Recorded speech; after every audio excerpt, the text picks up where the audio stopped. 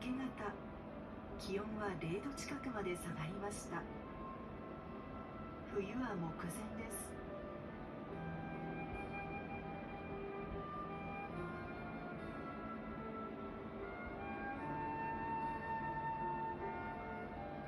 森では鳥たちが冬の支度を始めました。幹をつついて穴を掘るコゲラ、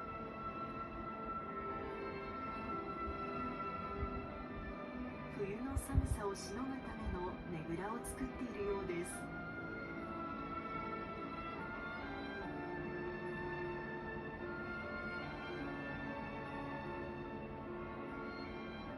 ゴジュウカラは懸命に木の実を集めています。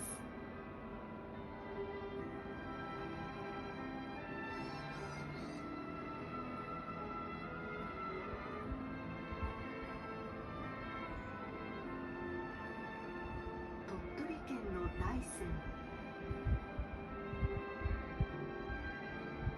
足早に過ぎる秋の森で